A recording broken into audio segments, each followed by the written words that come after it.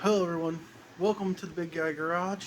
If you're new here, please hit that like, share, and subscribe button. If you're returning to watch videos, please hit that share button. We really need your support, but this is what we do here. Classics, rat rods, hot rods, resto mods.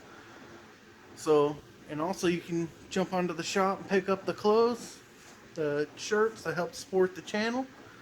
But thank you for watching. Please like, share, and subscribe. And here's your video. Well, after hours of cutting and grinding and drilling, these are the plates that go on each side of the actual upper mount of the rear end. And I have to build a top plate and a side back plate. And it'll pivot. And you can see on here, it has room to come back under. So this, if it swings under, will be fine. This is the bushing that is going into the car. And it'll have the DOM tubing welded from here to this flat plate.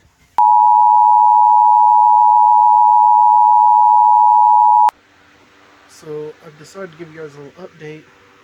One, you've already saw I put the new brackets and stuff on, what I have to do there. But after a lot of hard thought and discussion with myself,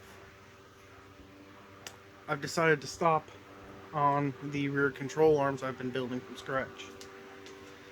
And the whole reason I have decided to stop is a safety factor. And what I mean by that is, well, actually it would be a safety and a cost of money. And what I mean by that is, yes, I'm pretty much got them built. I can finish building them, no problem.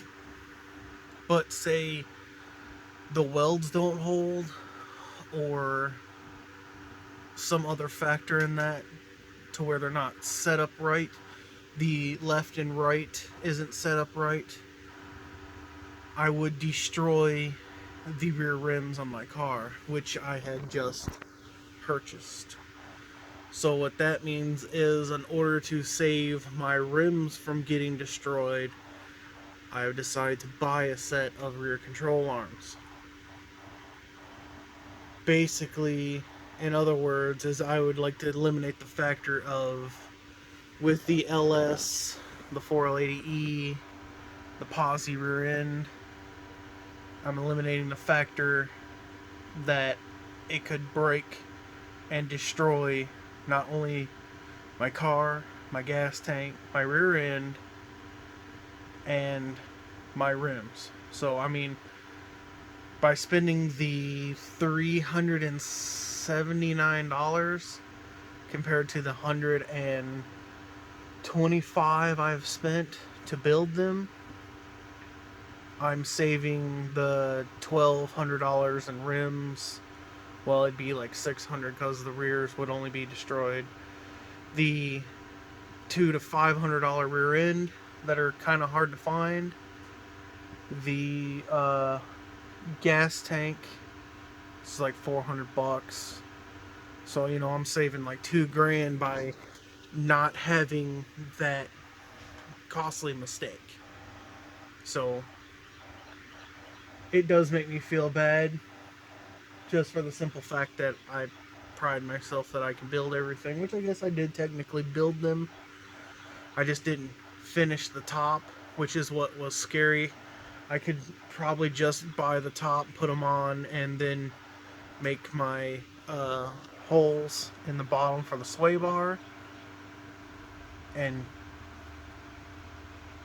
thought that was thunder, and it would be fine, but I just want to eliminate that fear of trashing my car, you know, because the quarter panels on here, though they're already rough from, you know, body work and stuff and a little bit of accidents, the fact is that quarter panel is $900.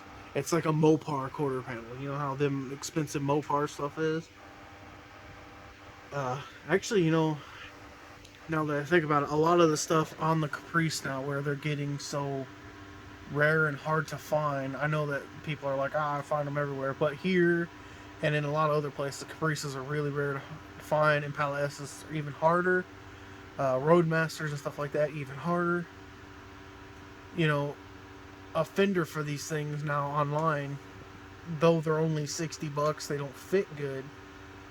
But stuff like door panels are $400 and $500 on eBay. Interior pieces themselves. A cluster. I found mine at the junkyard. It was relatively cheap. But to buy a cluster on eBay from people who know, you're going to pay $150 just for the cluster. No wiring harness, not even any plugs for the harness, no dash piece. So I am saving, I'm just saying I don't want to destroy my car.